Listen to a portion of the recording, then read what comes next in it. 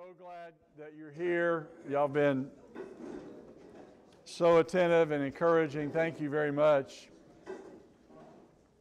Thinking about conflict resolution, y'all may have heard the story about a preacher who one Sunday morning spoke about conflict and following what God says and remembering Jesus, and they spoke a lot about the cross and the sacrifice that Jesus made. And so he said, after my sermon, I'm going to be at the back of the auditorium, and I'm going to give each one of you a little cross to take home. And what I'd like for you to do is to put it somewhere in your house, wherever it is that you guys seem to have the most conflict or argue the most. And maybe when you see that, it'll remind you to be more like Jesus. So after the service was over, people were filing by and picking up cross, and this one lady stopped and said, "Preacher, could I have 5 of those?" I said, 5? Why? He said, because we argue all over the house. He said, so you can put them in different places. And maybe that's you. Maybe that is how you find yourself, resolving conflict, is through arguing like that. But there's a better way, and it is always in following God's way. Conflict is never easy, but we can make it better and we can sharpen each other if we'll continue to remember to think about communication. Before we go to this one, look at the bottom of the page in the handout that has road rage and managing the conflicts. We'll talk about this in a second with regard to God says, but notice the study there, the 3 components of communication for complimenting. At the very bottom, it has content 7, tone 38. Do you see that? Nonverbal 55.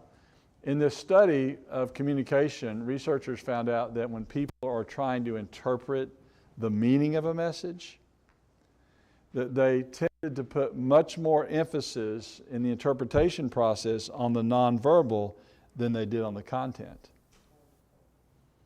All right, so what does it mean? What's my husband or my wife trying to say?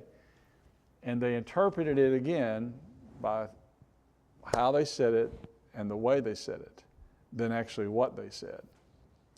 So that tells us a lot about human beings, and that we tend to focus in on that.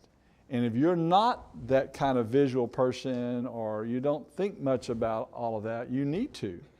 I think you'll see it change even in the workplace or among members of the church, and how you interact with people, how you carry yourself, what you look like. I don't mean to, be something you're not and put on this, "Hi, how are you?" A facade or something. If that's not you, I get that. Everybody's a little different. But you still need to recognize that you can work at saying things in a little better way, with a better tone.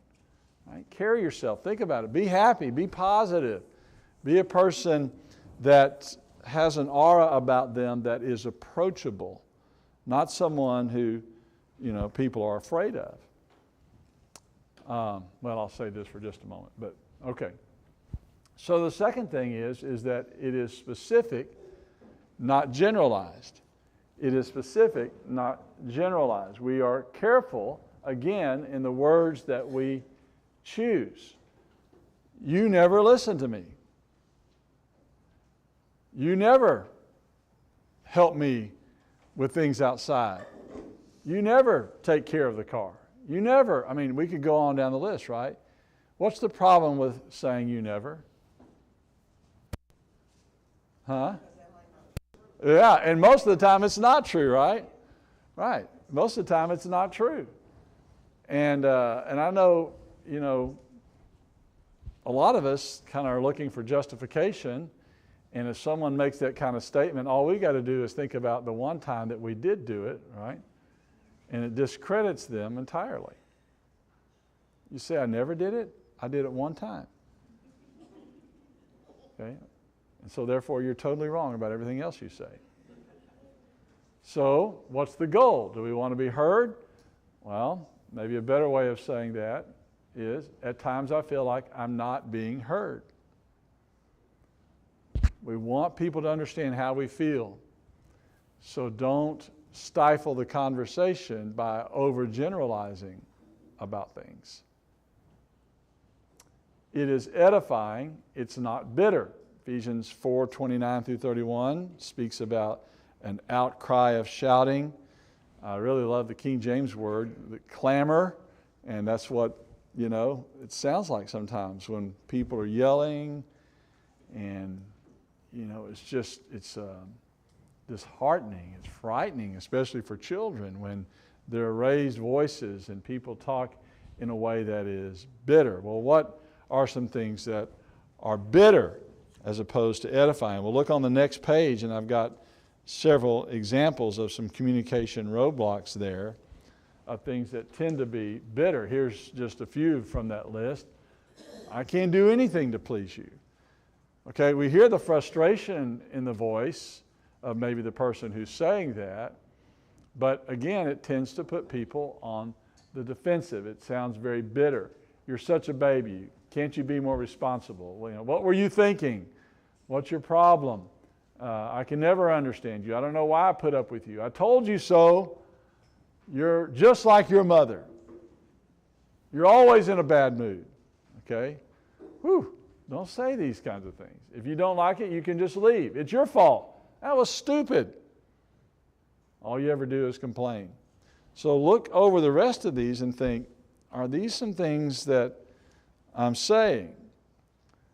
And I promise you, if you'll think about some better ways of saying things or eliminating these from your vocabulary, see how much the communication will improve. All right, here's another one. We want to control our anger. And let me just give you an example here, and we'll talk about that. But anger gets in the way. We mentioned last night that it's not wrong to be angry, but don't sin in your anger. And so many times we do. We're petulant, we're destructive, we're demeaning. We raise our voice and frighten people. It always must be righteous indignation. But a lot of times our anger is not righteous.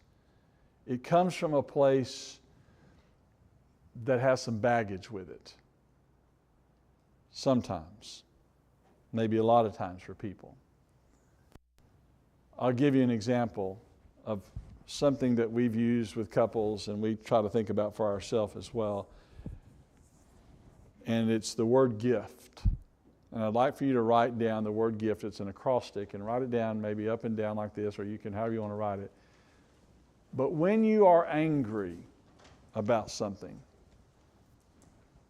I want you to give a gift to your spouse by first stopping to think, why am I angry about this? Why am I angry about this? Is it that you feel guilt about something? That's the first one. And I'll explain this in just a moment. Maybe you feel guilt about something. Maybe you've been made to feel inferior, and that's why you're angry. Maybe you're afraid. Fear. Or maybe there is a response to some trauma that you've had in your life. T is the trauma. Okay, so let's talk about that. Anger is what some psychologists call a defense mechanism. A defense mechanism. We have a natural, inside of us, tendency to defend ourselves. Someone threatens you, they come up and they're ready to throw their fist at you, you're going to defend yourself. Sort of like one night I got up, I know this is kind of personal, but I got up to go in the middle of the night into the bathroom, and I've tried to be really careful because Carla was asleep and I didn't want to wake her or whatever, and I could see her there, and I was waking up and I walked and I was coming out of the bathroom, or coming to the bathroom, all of a sudden there was this presence there, and it frightened me, and I just went, "Hi-ya!" like that, And I hear this voice, "John, it's just me." Well, I was seeing her pillows there, right? I didn't, I thought it was somebody in my house. And we both got angry at each other. Well, why? Well, why? It was a response to something. We have a tendency to want to defend ourselves. Emotionally, that's true as well. We don't like being out of sorts emotionally. We don't want someone doing something that's going to make us feel afraid, that's going to make us feel inferior, or sometimes when we have guilt about something, it sort of like comes out of us as a way to protect ourselves. To protect ourselves. Now, again, part of the problem is that anger, when displayed to others, usually causes people to recoil, right? We run. We don't want to, we either fight or we flight. We flee. We get away from it. We don't like anger in other people. So you're going to be angry with me, I'm going to be angry with you. Or I'm going to get out of here. So what it automatically does is stifle the communication process, because we go into preservation mode or we go into fight mode.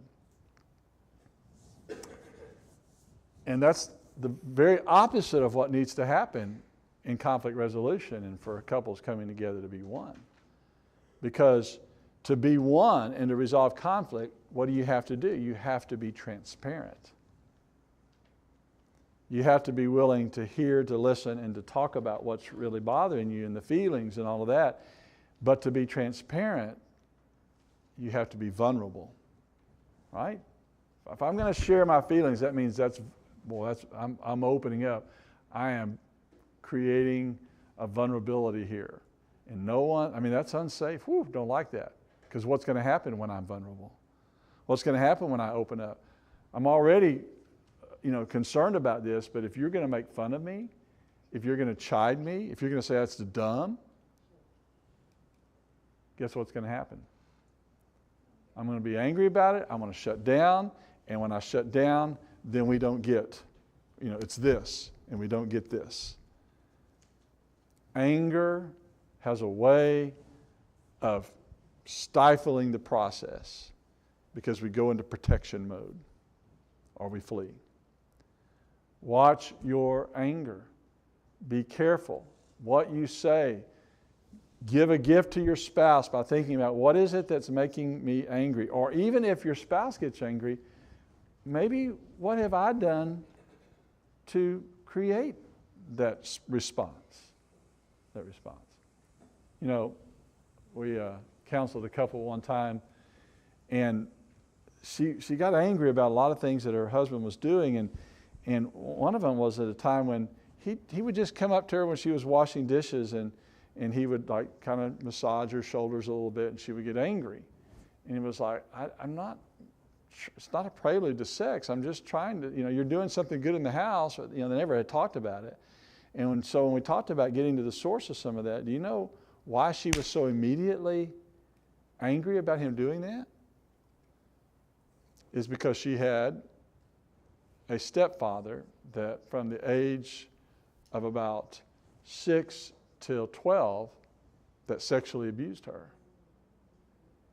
And a lot of times it started when she was supposed to be washing dishes, and he'd come up and say, oh, that's how it started. So she was making that connection. This traumatic event in the past then, was being transferred over to her husband. So I don't know, there are a lot of things, again, that we respond as a means of defending ourselves, and we need to kind of get to the bottom of some of this. Why are we so angry? Main thing is in conflict resolution is that it stifles the conflict resolution. Now, one last thing before we move on to a step-by-step process. Sometimes we don't see, as I mentioned earlier, how we are behaving. A guy said in my office one time, and you probably think that I was just making this up, but I promise you I am not. It actually happened. And a restraining order, he and his wife were having a lot of trouble, and their 16-year-old daughter involved, and they were separated, and his daughter had, just with a major string of profane words, said something to him, and so he slapped her. And he was wrong in doing that. But as a result, they had a restraining order put on him. And he said, John, I shouldn't have done it. It was out of anger and frustration, and and all of this that was going on. And but I promise you, I am not like that. And as we began to talk, he said, John, I'm so frustrated. I don't understand. And he goes, John, I would not hurt a fly.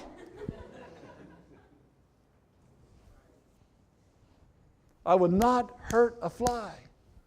Of course, I'm backing up going, okay, I believe you. No, I don't really, but anyway.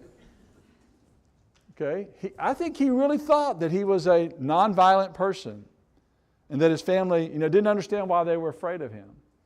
And I had to confront that major incongruity between what he was saying and how he was behaving. And that happens to a lot of people. They don't want to see it, or they fail to see it, or they've learned a behavior from their family about how to deal with things, and then they wonder why their family is in such a dysfunctional mess, because they're not willing to take responsibility and say, okay, I need to change. I can't make everybody else change, but I can change myself, and I can facilitate and make things a lot better.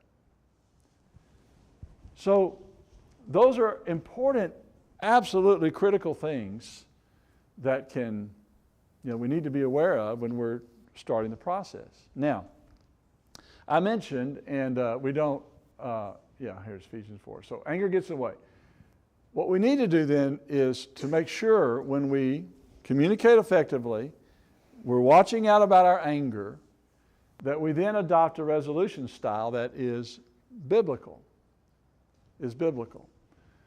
Now, let's, in a general way, start with this. When we talk about resolution style, there are those that are bullies. They project truth. They may be saying what's right, but they withdraw any grace at all from people. There's the so-called postal syndrome, right, where you withdraw truth and you withdraw grace until one day you just explode. You don't talk about it. You don't address the problems. There's no grace involved. And then there is this one, the enabling syndrome, where we project grace all the time, where everything's fine, but then the whole world around your family is falling down. You're not willing to talk about it. You don't get it out there. So don't be the bully. Don't be the enabler. Don't be the postal syndrome style, but rather let's project truth and project grace. So is there something in Scripture that we can appeal to, that we can look at, that involves a process? Yes. And there are two books that come to mind. And I'm just going to mention one of them very quickly, because in case I run out of time. And one of them is in the book of Philippians, of all things. People sometimes tend to think, well, Philippians is all about joy and happiness, and it is. There's a lot there.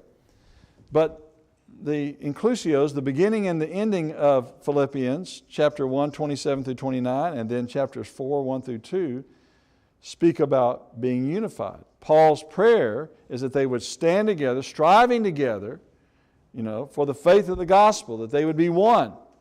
And then you get to chapter 4, and you've got two women who are at odds with each other.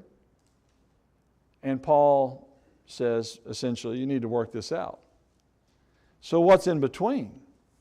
Well, there's a lot of discussion about following the example of Christ, about serving one another, about being like Epaphroditus and being like Timothy, looking at Jesus. And so a tremendous book in many ways, I think, that can help us congregationally deal with problems, to be united, to be people who serve, who have humble attitudes. But perhaps the best book that I can think of with the process of how to resolve conflict is Philemon. In many ways, Philemon is a book about the fine art of dealing with people. Now, I know it addresses sociological issues that were prevalent in the age and kind of how you deal with in a culture that has already got something in place. How do Christians deal with that? But there is a wonderful example here of how we deal with conflict. Think about the setting, first of all, the context of all this. We've got Paul, who runs into who? Onesimus. Paul is in Rome, and while he's there, he encounters a slave. I wish I knew more about that, how he encountered him, what was going on. Maybe someone had employed Onesimus to go take some things to Paul. We know that he had that kind of interaction, that people were able to come and visit him there while he was in prison under house arrest. So he encounters him, and he teaches him the gospel. And in the process, he finds out that he's from Colossae and that he actually belongs to Philemon. And Philemon is from the church there. And so, maybe the immediate response is, hey, you have Onesimus, you've shirked your duties, your responsibilities. You know what you did is wrong, and now you need to go back right away. And he does go back. And he wants Philemon to accept him back without there being any punitive damages, as it were, or consequences. So Paul has something in mind for Philemon. He has a certain behavior, a certain response that he wants to elicit out of Philemon. Have you ever been there? Right? You ever had something that you wanted from your spouse? You wanted them to behave, to act, to respond in a certain way. And maybe as a husband, you could say, I'm the head of my house, and and like Paul had the authority to say, look, Philemon, here's what you need to do. And he could have even appealed to him and given him book, chapter, and verse and says specifically, here's what's got to happen and so forth, and just laid it out in a syllogism and be done with it. Like I know a couple we counseled a number of years ago, and he was really good at that with his wife. He liked syllogisms. He said, John, I don't understand. If this is the case and that is the case, then why didn't she do this? And he would just do that. I was like, you've got to stop that. She does not respond to syllogisms, I can tell you. Okay? So maybe Paul could have done that, but he didn't do that. And by the way, it says something about men, right? Sometimes men, not all, but we tend to be fixers. Let's fix the problem. Let's move on. 1, 2, 3. But how did Paul deal with it? Interesting to look about this. So let's think about these. First thing is, he approached him in love and respect. Look at this. In verse number 1, Paul, a prisoner for Jesus Christ, and Timothy, our brother, to Philemon, our beloved fellow worker. It's always best to start with a compliment. It is always best to start with recognizing the value of the person that you disagree with. They are made in the image of God, and especially when it comes to a spouse, they're your husband, your wife, the one you've committed your life to. So approach them in love, respect. Start there. Has anybody ever evaluated you at work? Were you much more willing to receive the evaluation if someone started off with, hey, now here's some things I've really noticed about you that, man, I really appreciate you, that you're good, and you do, and that's great. Now, here's something that I'd like for you to consider, and some things that we see, and then they end with a compliment. That's a much better way of getting your employees to react and to respond. But all of us know what happens, right? We go into evaluations. Okay, well, let's open it up. Here's what the deal is. I see this and this and this and this. I mean, automatically, it's not very receptive. It hurts. We need to be wise and thoughtful about how we approach people. Paul did the same thing here. We've got the potential for a lot of conflict. Maybe Philemon is upset. Paul, why did you hang on to him for so long? What do you mean, Paul, taking up for him? You should have sent him back right away. This could have been a very difficult circumstance in the church and with Philemon. So he approached him in love and respect. Then he communicated a message of goodwill and blessing. Look at what he says in verse 3. Grace to you and peace from God our Father and the Lord Jesus Christ. So automatically, Paul takes it to a spiritual level, doesn't he? He's thinking about God. He's thinking about the grace that is to be found in Jesus, and what he wants is for this other person to receive the kindness and the goodness of the mercy of God. If people know that we have their best interest at heart, that changes so much. Y'all ever had a coach that you'd run through a brick wall for? But yet they could be rough and tough with you? Why? Because you knew how much they cared about you. I can remember 2 different coaches in high school. One that I didn't care for. But one, even though he was tough on us, I could, whatever he said, that's what we were going to do, because he made a connection with us. I knew how much he cared about us. It was beyond just the football field. So, Paul cares and wants the best for Philemon. And then, notice how he compliments him. Verses 5 through 7. I thank my God always when I remember you in my prayers, because I hear of your love and the faith that you have toward the Lord Jesus and for all the saints. And I pray that the sharing of your faith may become effective for the full knowledge of every good thing that is in us for the sake of Christ. Okay? I derive much joy and comfort from your love, my brother, because the hearts of the saints have been refreshed through you.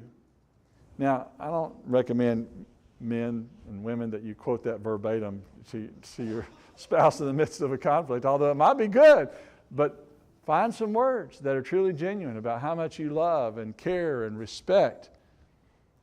Lowers the tone of conflict when people know that and are hearing that. All right? Now, then notice in verse 6 what he does. He appeals to them on the basis of Christian fellowship. We're struggling with some things, I know, but I want to go to heaven. I just want our family to be happy. I love and care about you so much, and just want there to be peace. Okay? See what Paul says in verse 6 about that? And then notice, don't pull rank or order on them. Notice we're going to see how Paul deals with this a little bit later on, but in verses 8 and 9, he doesn't, he has the right as an apostle here to say this is the way it's going to be. I don't want to be that as a husband. I don't want to be that to just issue dictums. Yet for the Lord's sake, I'm asking, I'm appealing to you. I'm an old man. Maybe you can leave that part out. I'm an old man and now a prisoner also for Jesus. And then notice how he carefully explains the circumstances. So many times we just rush right into a situation. This is what I want from either side. And we don't kind of give a background to it. Context, background is critical for understanding what it is that the person needs or wants or is hoping.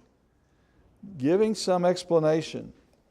So Paul says, I appeal to you for my child Onesimus, whose father I became in imprisonment. Formerly he was useless to you, but now he is indeed useful to you and to me. I'm sending him back to you and sending my very heart. I would have been glad to keep him with me in order that he might serve me on your behalf during my imprisonment for the gospel. But, I prefer to do nothing without your consent. Look at that. So, and this is very interesting. I left out in verse 14. And it kind of connects with the first one that we mentioned there about not pulling rank or order, or not the first one, but not pulling rank or order.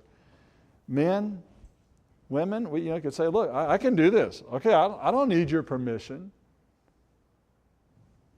Or we can say, I want you to be with me on this. I'm appealing to you. Look at how Paul addresses that. I appeal to you. I'm wanting this to happen. Verse 13, I would have been glad to keep him in order that he might serve me on your behalf during my imprisonment. Okay? But I prefer to do nothing without your consent. without your consent. I think husbands would do very well to approach that situation as well like that. And all of us, I don't want to do anything without your consent. That has worked well in our marriage. Both of us say, hey, this is happening. Are you okay with this? Or, this is what we're planning to do. I'm thinking about this. And to always get each other's consent. Talk about it. No surprises. And to know that you're together on this. We try to do that almost every time. How do you feel about? Tell me what you're thinking. Look for good in a bad situation.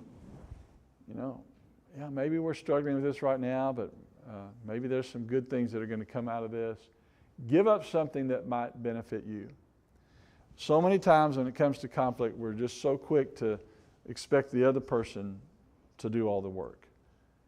And so, what if we said, listen, I know that we've got this disagreement and I'm asking you to do this, but how can I better help the situation? Maybe one of you has a problem with paying bills on time. One of you maybe has a problem with getting to a place on time, that you're not punctual. And maybe we might, stand at the door, or we might complain, and we might gripe about this. But instead of doing that, why don't we say, hey, how can I help? What can I do to help us get to where we need to be on time? Instead of always pointing the finger that it's the other person who's got the full responsibility. Did you mention last night about serving their weaknesses, or is that today? Yeah. Carla talked to the ladies about something we heard David Shannon say at a marriage seminar that we went to, and I thought was really good. And he talked about how that none of us are perfect. And he said when we see the imperfections in our spouse, what we need to do is to serve what we perceive to be their weakness.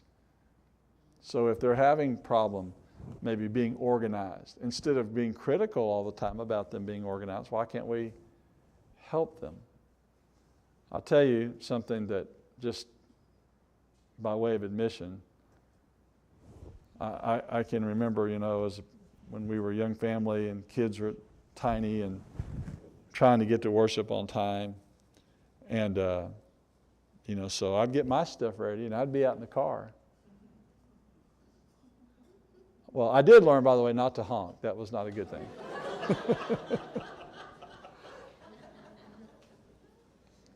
But, I learned, okay, just, all right.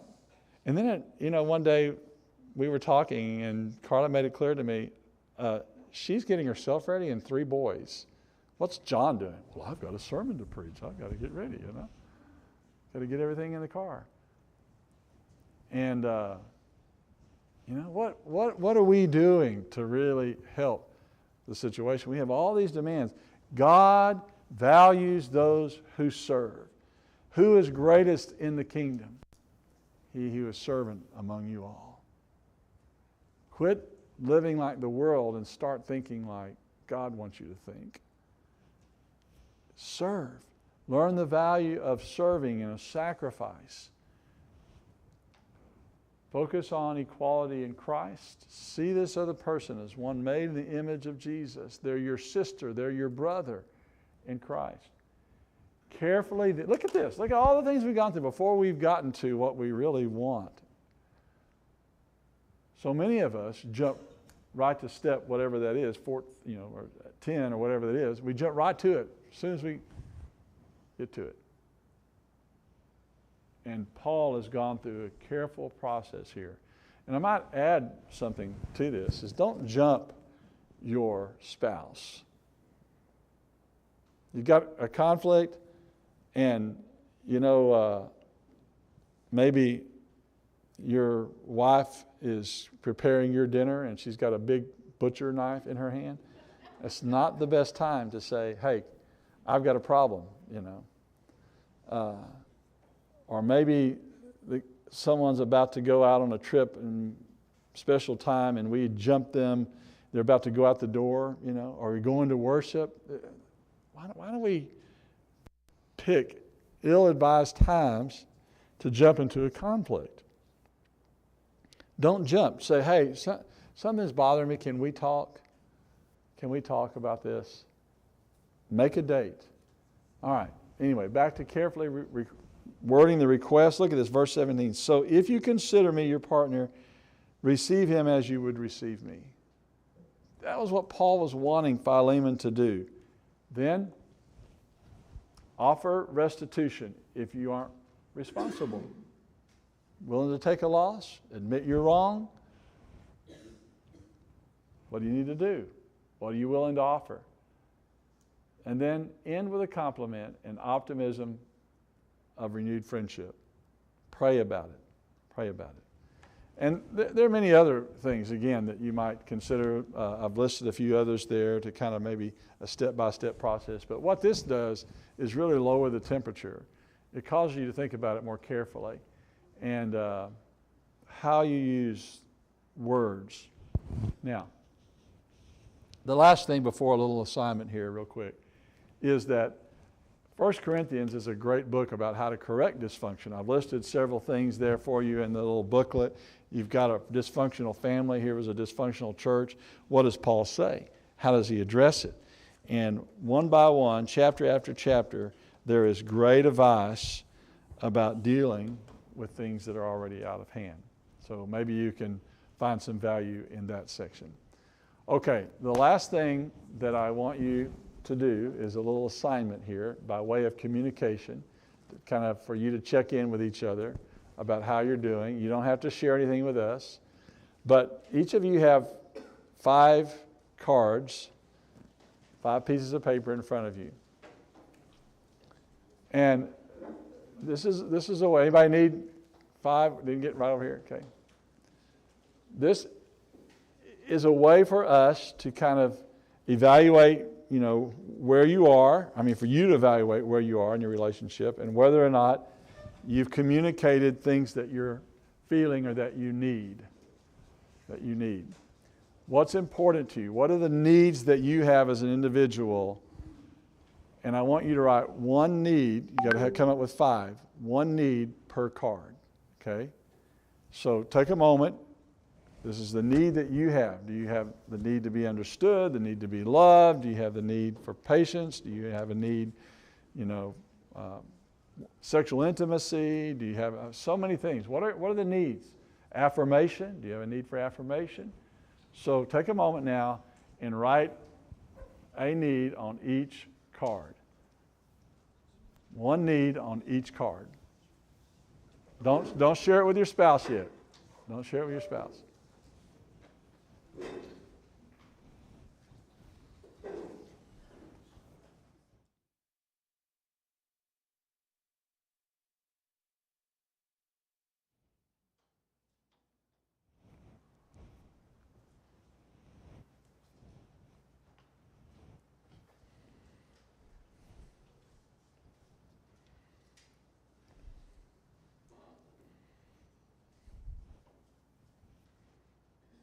Maybe your biggest need is help with the finances right now. Maybe your biggest need or one of your needs is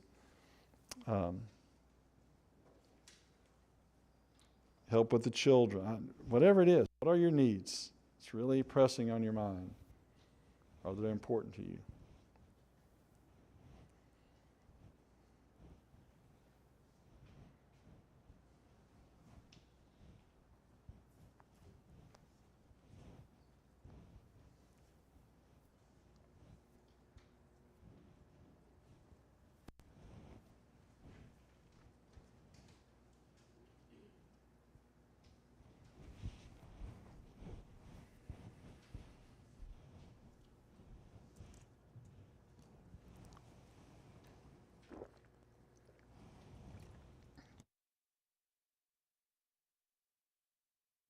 Simple as I just need to know that I'm loved.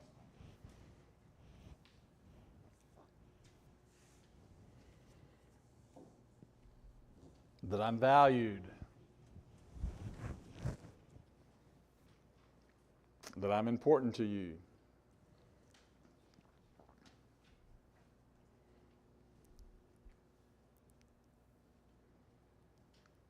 I'm appreciated.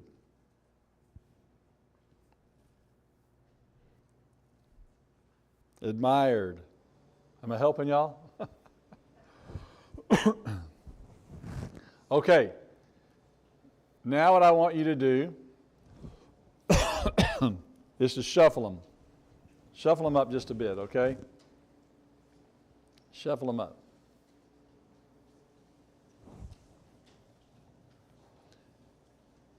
Now, switch. Give that stack to your spouse, okay? Give that stack to your spouse. Okay. Now, don't do anything yet. Don't do anything. Everybody have them? If you only came up with 2 or 3, that's okay. It's okay. Now, what I want you to do is to take your spouse's cards and put them in the order of importance. As you look at them, put the first one, the top that you think is her most important need or his most important need. Okay, so prioritize them.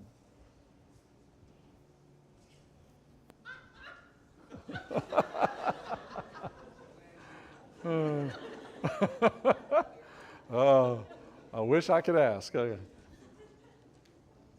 What do you do when you laugh at your spouse's need uncontrollably? So from 4 and 5 and 6 o'clock, we have counseling sessions available.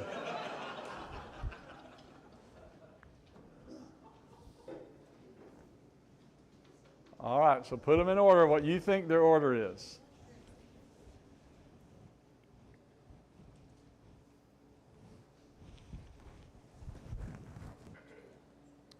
Okay, now, before you start, what I'd like for you to do is to just see if they got them right. This is not an exercise to be critical, to be punitive, all right, or to go, that's dumb, or anything like that, right? None of that. We reminded ourselves not to say those things.